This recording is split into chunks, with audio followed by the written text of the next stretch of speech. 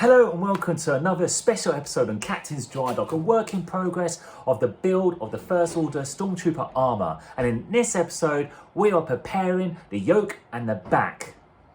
Let's make it real.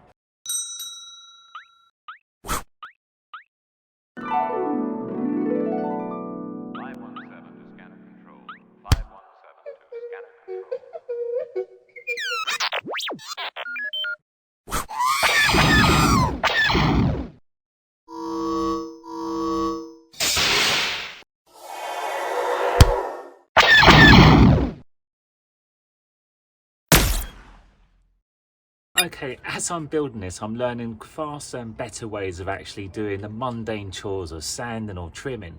So after I started using this, I was thinking, hang on a minute, this is better. It's faster and maybe noisier, but you're gonna get a much even surface, and I'm using 80 grit on this, and it works really, really well.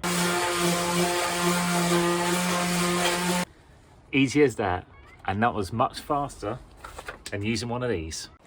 So the two parts I'm going to glue first is the shoulder brace and the strengthener that goes inside, and as you can see, that marries up so well. So what I need to do now is apply glue all under here, and as you can never get enough glue, and that's going to be glued like that. Now the glue I'm going to use is E6000.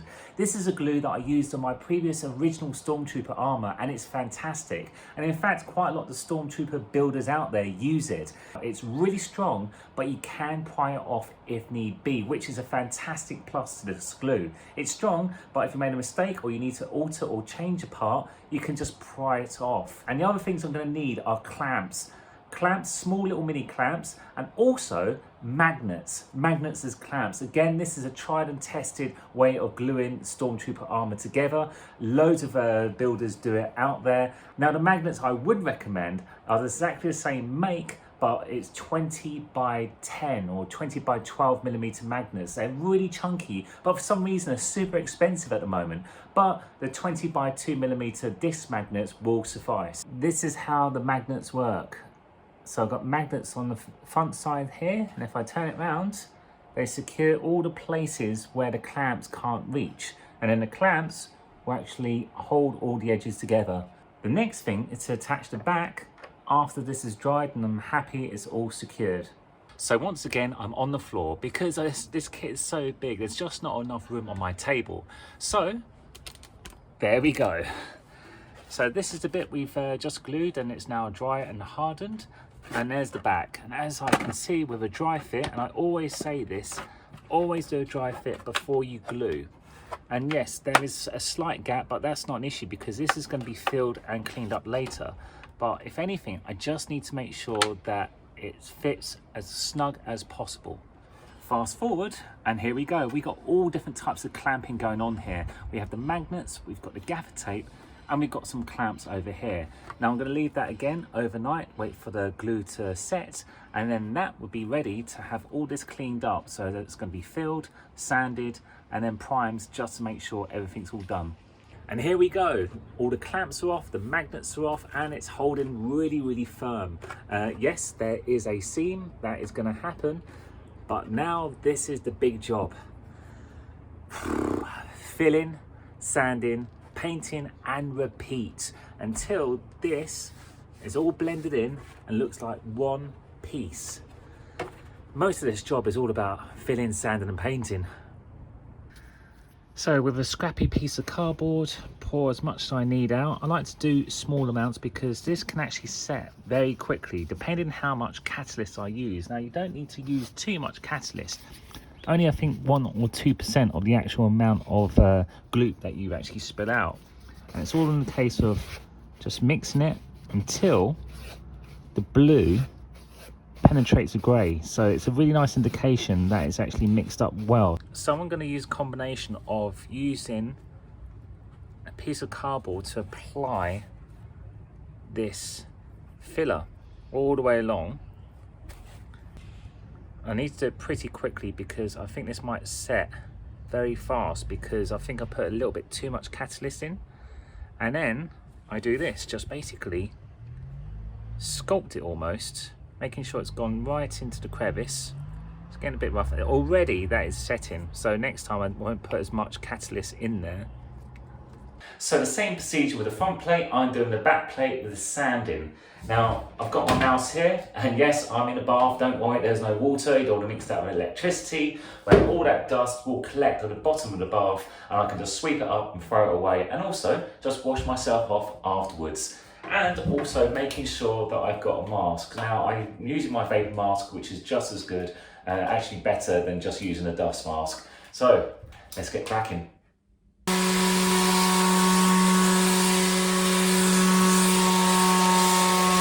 Now for the first pass, this actually looks pretty good.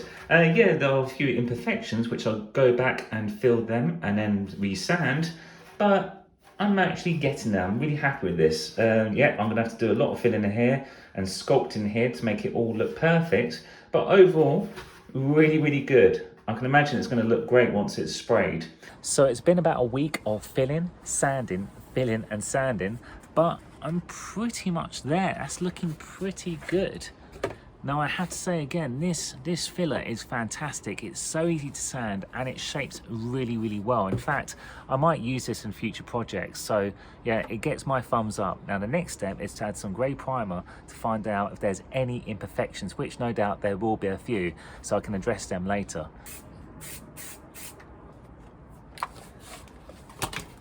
So looking at the first pass, it's not too bad. There's some imperfections you can just see in the light, but that's actually not looking too bad. I need to clean up some bits and pieces here.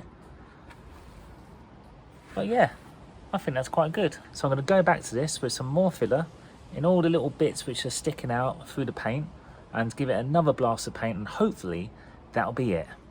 One of the things that doesn't actually come with the kit but is highly recommended that it's installed are these two aluminium brackets. These are purchased from an Etsy store called UK's Wrath, and the guy that runs it is well known amongst the community and are highly rated.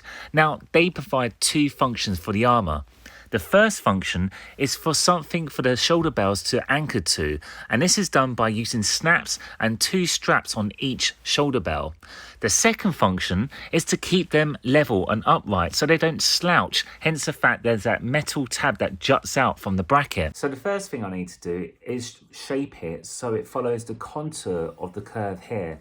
As you can see here, it's flat, and it needs to be the same sort of roundness here because that's how it goes on the inside. And when it sticks, you want it to stick really firmly to the whole surface area. So what I'll do, I've seen people use some curved objects like a bowl, but what I'm doing is just slowly, and again, it's just aluminium, so it's actually really easy to bend. I'm just applying very, very subtle pressure to get a kind of a curve. It's a bit angled, but it doesn't matter, just so long it goes with the contour.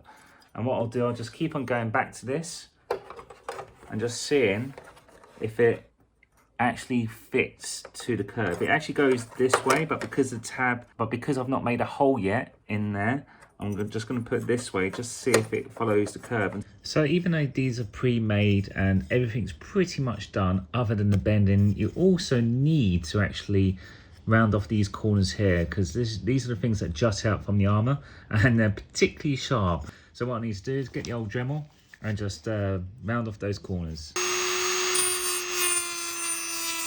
So these brackets aren't exactly plug and play because all Armour is very different depending on the manufacturer. So you have to use a pair of old pliers and some just good old elbow grease just to make them fit into your particular Armour. So this I had to bend quite a lot. I had to bend these tabs here, and I had to alter the curvature of this so it would fit. So now it should fit there. So that's about it.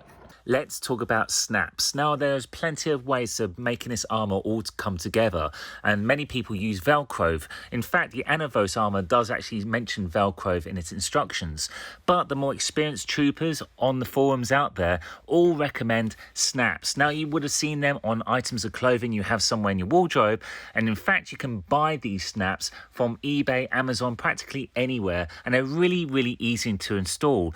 So for the plate, I'm going to use the male fastener. So there'll be two. There'll be one here and one there. I get hold of the die here Then I'll just put the relevant back plate there and make sure it goes to the right hole. Just pop on the male, and then with the punch, just pop that there. And then with a hammer, just a couple of taps.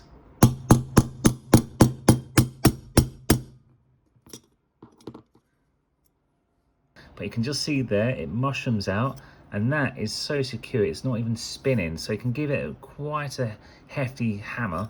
You can see it there. It's splayed out over there, and that's a really secure fastener. As I've dry fitted these, I realised I am going to make a slight modification to these brackets, and that's get rid of these. I can see what they're for. They're meant to be a guide to butt up against the flange right here, but I find these could be an issue later because these stick out, and I'll need to actually grind these down as well so it doesn't actually dig into me.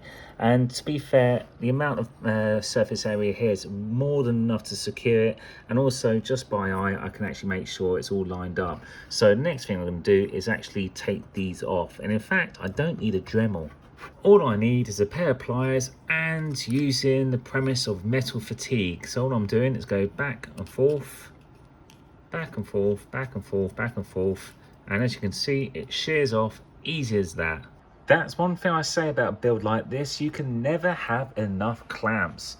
As you can see, that is all clamped up now using E6000 glue and a load of clamps. So now it's all about preparing the surface for paint. Now before I can actually put paint onto the surface, I need to key it off, meaning that I need to give the paint something to bite into, because if it's too shiny it will peel off or crack later on. But if I make the surface a little bit rough with some 800 wet and dry, it has a much better chance of sticking on and staying on. So we're pretty much almost done with this part. It's all been put together, it's been filled, all the gaps have been sanded down as well. So now I need to paint it, or should I say primer first. But before I even attempt that, the amount of work that's gone into this, you can imagine there's lots of dust on here, dirt, grease on my hands, and whatever's actually settled on this as it's been sitting on the side. So I need to clean it off. I could use soapy water, but in fact I'm going to be using alcohol. So 90% blend of alcohol. You can get this off of eBay, Amazon. It's really cheap and it's really useful to have anyway as a cleaning product. Just don't drink it. And I'm going to wipe it down with some kitchen roll, or a clean cloth will do, but kitchen roll is good enough. Let's get cleaning. Some daytime drinking, sir? Better not. So just a little bit onto the kitchen roll, just cleaning up the surface. I don't know if you can see that, but it's actually all the, see that dirt there? See, that's all the dirt. That's not the actual primer or anything. That's the dirt and dust and grease that's been picked up from just giving it a wipe over. So you can imagine if I painted that, that wouldn't have stayed there for too long, or the finish would have been terrible. So, good thing that I started cleaning. Now it's ready to be primed, which means, you guessed it, I'm going to break out my makeshift spray booth so I can actually spray these oversized items.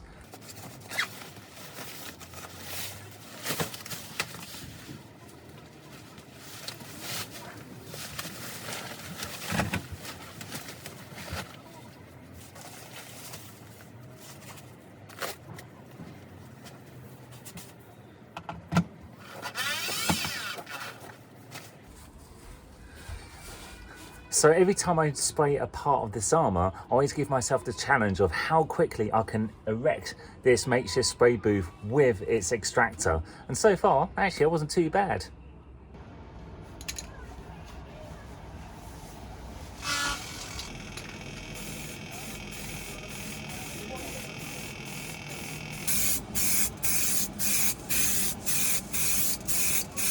So what am I doing with a sewing machine? Because I'm making hard armour, and all the soft stuff, the gaskets, I've already purchased and they're from Geeky Pinks. So what am I doing sewing anything at all?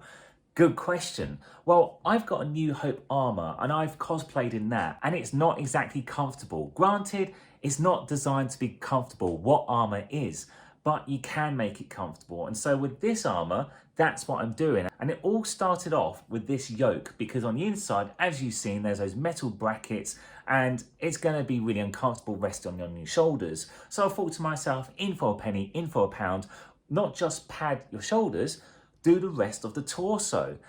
I've got inspiration from my motorcycle helmet. Now, when you wear that, it gets hot, but it's really good at extracting that heat, but also keeps you warm and comfortable. And you can buy that same material off of eBay. So I started to make one panel on the inside, which will be held in with Velcro, because I know a few people will say, yeah, but what if it gets hot? But this material is designed for heat and cold. And this is great to absorb that moisture. Hence the fact it's going to be secured on the inside with Velcro, so you can rip it out and wash it at the end of the day.